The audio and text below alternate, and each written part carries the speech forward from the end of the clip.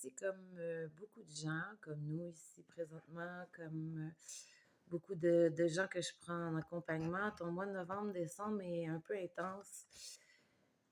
Je vais t'aider un peu à le comprendre.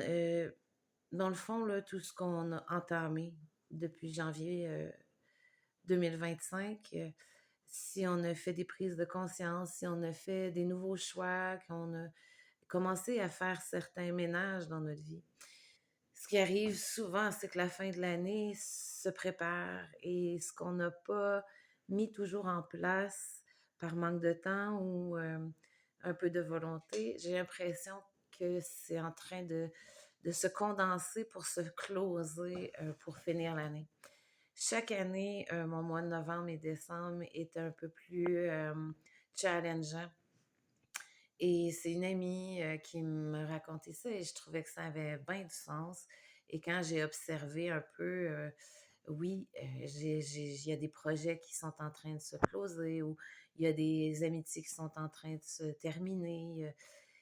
Et j'aime beaucoup la roue de médecine aussi que j'ai eu la chance de connaître à l'automne passé. La roue de médecine, c'est la- la- les Autochtones qui servaient de la roue de médecine pour venir comprendre et s'aider, s'accompagner. Dans le fond, dans la roue de médecine, ça parle des points cardinaux, nord, sud, est, ouest, des saisons, des couleurs. Dans le fond, c'est juste une logique vraiment intelligente parce que dans le fond, si on regarde la nature, si on regarde les mois, si on regarde les saisons, on est comme les animaux, euh, habitants de cette planète-là, puis habitants de ces changements-là. Si on regarde les animaux, juste dans l'observation, je trouve que c'est d'une logique et c'est d'une intelligence magnifique. On n'a même pas besoin d'aller vers du spirituel, mais juste d'observer.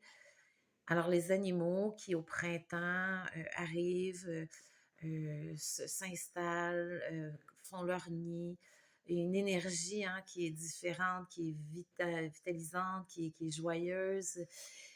Et l'été, qui est un temps où là, on met en place, ce qu'on a mis en place au printemps va commencer à pousser. On va faire comme dans l'agriculture, le printemps, on plante, on sème, pendant l'été, on entretient, on désherbe, on arrose, alors on construit. Et à l'automne, la récolte, on va voir les résultats de nos choix, de nos semences, pour qu'à l'hiver, on se repose comme beaucoup d'animaux, comme la nature. Ça a l'air mort, la forêt, pourtant, c'est juste en train de se reposer, de se gorger de sève pour qu'au printemps, ça soit prêt à repartir. Et souvent, l'erreur qu'on fait parce qu'on a, drôle d'affaire, mais l'électricité, on a des moyens de voyager, on se calme pas le pompon pendant l'hiver, tandis que nos ancêtres prenaient ça beaucoup plus relax, suivaient le rythme de la lumière, se couchaient plus tôt. Alors, de se reposer l'hiver pour laisser mourir, observer ce qu'on a envie de laisser mourir, de ce qu'on a accepté encore dans l'année. Alors, c'est toute une logique là, que tout se condense pour venir faire des nouveaux choix qui vont être plus alignés sur ce qu'on a envie de vivre. Et si on ne prend pas de temps pour observer, questionner, remettre en question, ben on est juste dans la roue des réactivités, de réagir encore face à nos vieilles peurs, à nos vieux patterns, et rien qui va changer. En tout cas, pour ma part, c'est ce que j'en ai conclu. Alors, de venir faire des questionnements intelligents. Tu vois, dernièrement, il y a un challenge financier dans notre vie. Et je me questionnais sur l'abondance. Hein. Il y a tellement de vidéos de créer ton abondance. Et là, je suis revenue juste à venir dans l'observation intelligente et logique. Sans tous ces trucs-là qu'on crée. Parce que des fois, ça devient plus d'agitation que de paix. Et j'ai vu que ça créait beaucoup d'agitation. Je suis venue m'asseoir avec. Et j'ai été voir le manque, l'abondance dans ce que je suis. Est-ce que je suis du manque? Est-ce que je crée le manque autour de moi?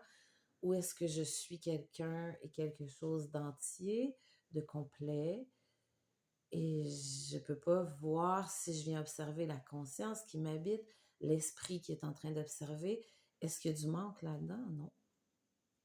Peut-être qu'il y en a qui diraient qu'il me manque une case, mais bon, ma propre constatation. Alors, il n'y a pas de manque. Et est-ce que je suis abondance? Est-ce que je suis abondance d'énergie, d'intelligence, de bonnes idées, d'imagination? Et l'abondance résonnait beaucoup plus que du manque pour moi. Alors, la seule réflexion qui est venue se faire, c'est je suis abondance.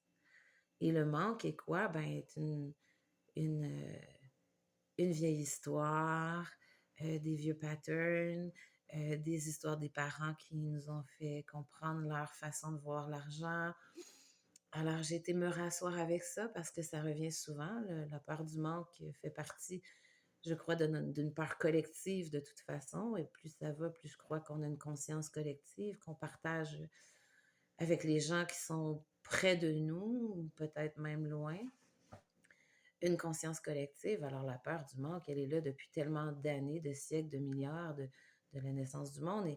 Et ce que j'en ai vu aussi, ce qui est intéressant, c'est qu'on est la première génération à venir au monde dans l'abondance et qui va vivre le reste d'une vie en général. Je ne dis pas que tout le monde vit l'abondance, mais en général, vit une vie d'abondance. Mes parents sont pas nés dans de l'abondance où il y avait beaucoup d'incertitudes, vraiment dans la base, de la nourriture, un toit. Ma mère est née sur une ferme, son père est décédé jeune.